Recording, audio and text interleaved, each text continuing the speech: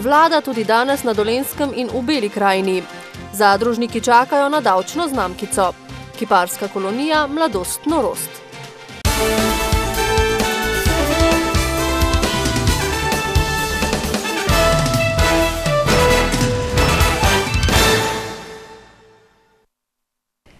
Dober večer. Vladna ekipa je danes nadaljevala delovni obisk na Dolenjskem in v Beli krajini, kjer se je v številnih pogovorih z gospodarstveniki, župani in predstavniki javne uprave dotaknila dosežkov in težav v obeh regijah. Po pričakovanjih so se pogovarjali o cestah, razvojni pomoči Beli krajini in pomembnih naložbah za jugovzhodni del Slovenije. Vladni predstavniki so se dopoldne najprej zbrali na delovnem posvetu v Dolenjskih Toplicah, nato pa so se razkropili po številnih dolenjskih in belokranjskih organizacijah. Tako se je gospodarski minister Radovan Žerjav v novomeški Krki seznanil s poslovanjem skupine v minulem letu in z načrti. Komentiral je tudi vladno namero o prodaji četrtinskega deleža države v farmacevtu. Kot veste, je ta dokument bil sprejet na vladi, ampak to, da je bil sprejet na vladi, še nič ne pomeni. Soglasje mora izreči državni zbor. Vsi ugotavljamo, da praktično težav za Krko ni. Še več, kakšne težave, uspehi. In tam, kjer so uspehi, seveda praviloma spremembe pravzaprav niso potrebne. V nadaljevanju obiska se je Žerjav ustavil v šentjernejskem podjetju Hip in razvojnem centru Inmedika. Slednji je eden izmed 17 v Sloveniji, ki je sofinanciran iz evropskih sredstev. Dobili smo 5 milijonov evrov za obdobje do 31.12.1914. Cel proračun Inmedike je pa cirka 8-9 milijonov evrov v vseh 4 letih. No, zagotovo je to eden pozitivnih primerov razvojnih centrov slovenskega gospodarstva, ki jih je več. Ta očitno deluje dobro, zadev je tisto srž, torej povezovanje različnih podjetij, ki delujejo, imajo izdelke na podobnih področjih, v tem primeru seveda gre za medicinske pripomočke. Žerjav meni, da razvojni centri imajo potencial v prihodnje. V novi finančni perspektivi od 2014 do 2020 bo namreč, kot pravi, največji delež denarja namenjen spodbujanju gospodarskega razvoja in podjetništva, inovativnosti in raziskav. Na delovnem srečanju z vodstvom škocjanske občine se je v družbi direktorja Direkcije za ceste Gregorja Ficka mudil minister za infrastrukturo in prostor Zvone Černač. Osrednja tema so bile predvsem dolgo pričakovane izboljšave na cestni infrastrukturi. Spomnimo, takole sta že v času prve Janševe vlade, julija 2008, takratni prometni minister Radovan Žerjav in nekdanji župan Anton Zupet položila temeljni kamen za krožišče pri gospodarsko-turistični coni. A se podpisanemu sporazumu strani Darsa in Direkcije za ceste navkljub vse od takrat ni nič premaknilo. Izgradnja krožnega križišča je, tako župan Kapler, za občino Škocjan vitalnega pomena. Tako da jaz sem to ministra seznanil glede sporazumov, ki so bili v preteklosti. Dolžnost naj bi bila zagotovo s strani Darsa iz naslova odškodnin in seveda obstoječega sporazuma, vendar do realizacije žal ni prišlo.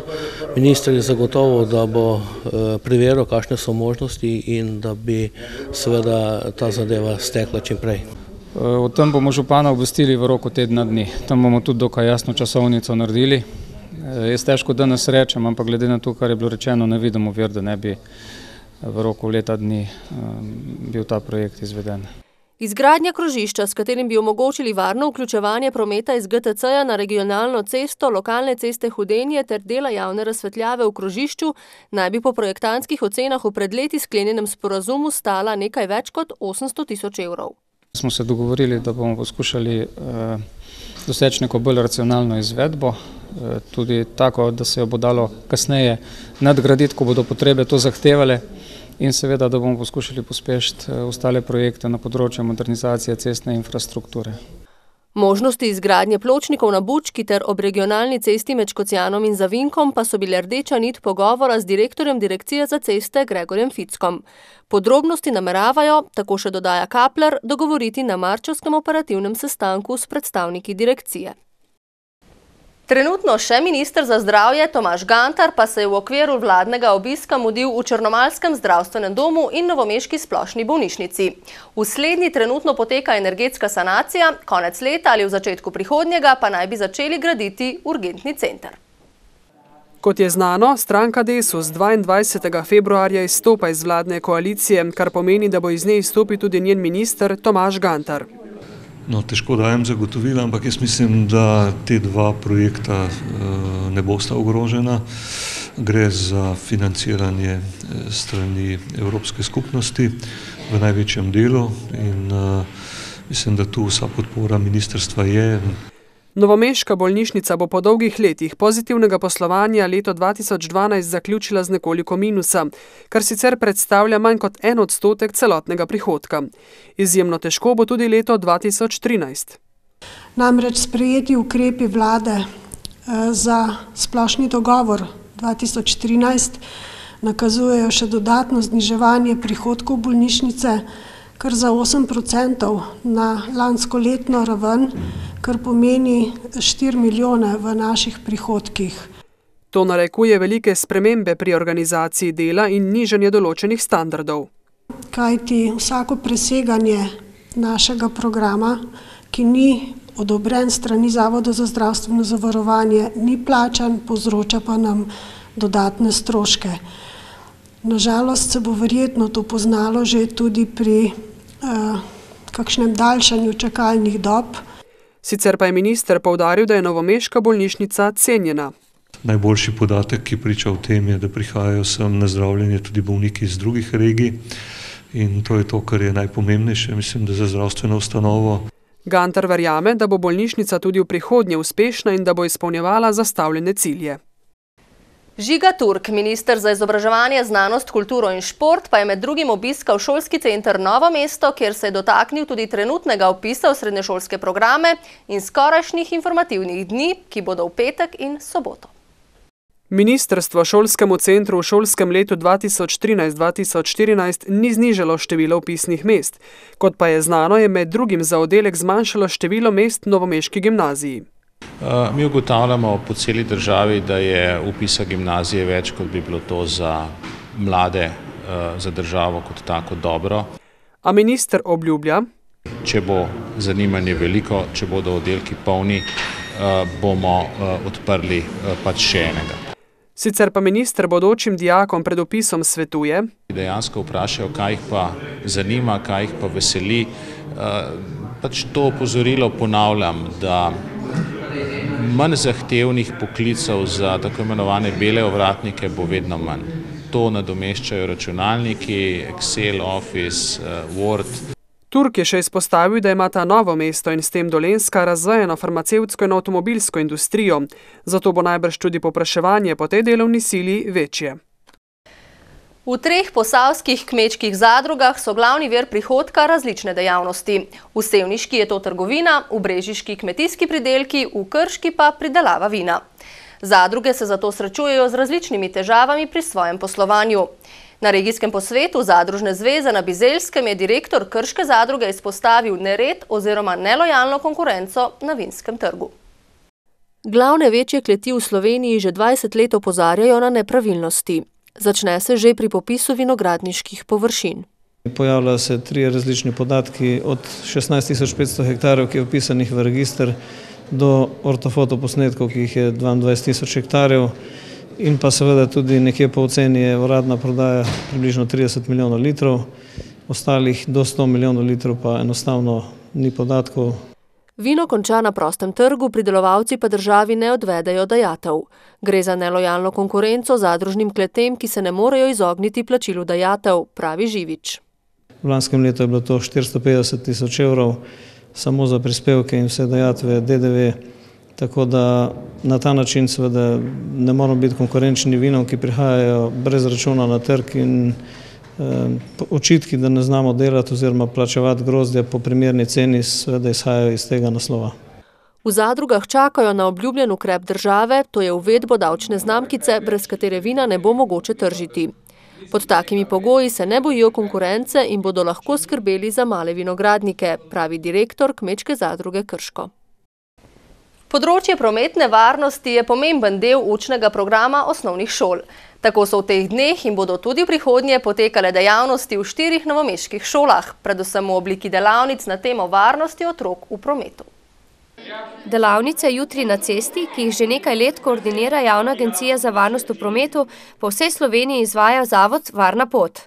Kjer upravlja aktivnosti, kako kot učenci, nekako udeleženci v prometu, se obnašati v cestnem prometu, kot samostojni udeleženci, kot kolesari, kot pešci ali kot sopotniki v avtu.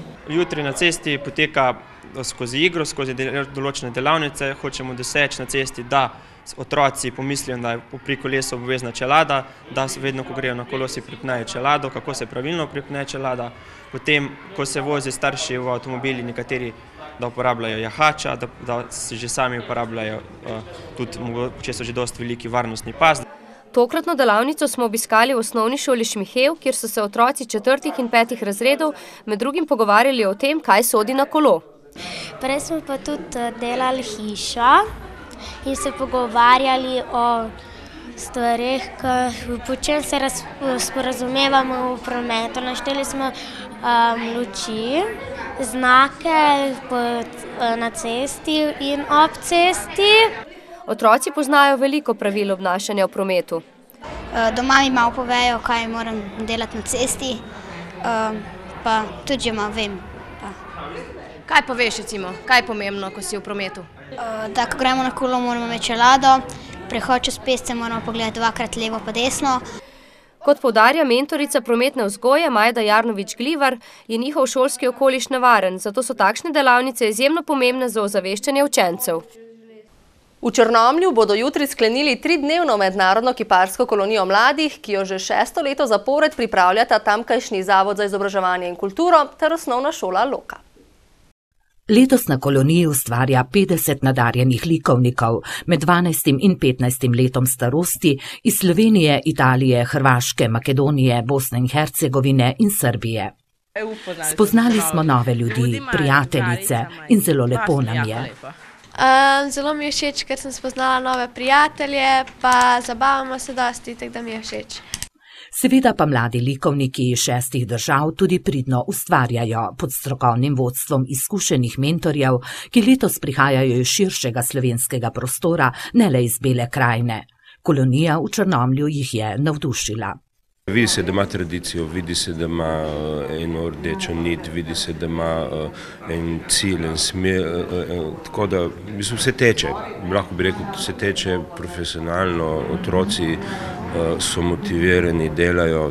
V 5 različnih delavnicah ustvarjajo na temo Mladost, norost, ki jim daje veliko prostora za ustvarjalno izražanje, saj je cilj kolonije razvijati ustvarjalnost mladih, jim omogočati, da delajo nekaj več kot lahko na svojih osnovnih šolah in nadgrajujejo svoj talent in pa seveda pozitivno druženje in pa nekako medkulturni dialog in spoznavanje belokranjskih lepot in pa naše gostoljubnosti. Kolonija pa je odlična izkušnja tudi za vse učence šole gostiteljice. Otroci, ki so tukaj v šoli, vidijo, kako prihajajo drugot, ustvarjajo. Je to velika spodbuda tudi za njih. Tako da take kolonije so absolutno potrebne in koristne. Zanimanje mladih je vsako leto večje. Tako se je letos na kolonijo prijavilo kar 67 mladih iz 34 slovenskih osnovnih šol in strokovna komisija je imela težko nalogo izbrati 36 najboljših. 14 mest so namreč rezervirali za udeležence iz tujine. Vi pa si jutrišnji termin vnovič rezervirajte za ogled novic. Tudi nocoj pa ostanite v naši družbi, saj bo ob 20. uri na sporedu pogovor s Francem Bogovičem, ministrom za kmetijstvo in okolje, v katerem bo med drugim govoril tudi o evropski kmetijski politiki do leta 2020. Lep večer in lahko noč.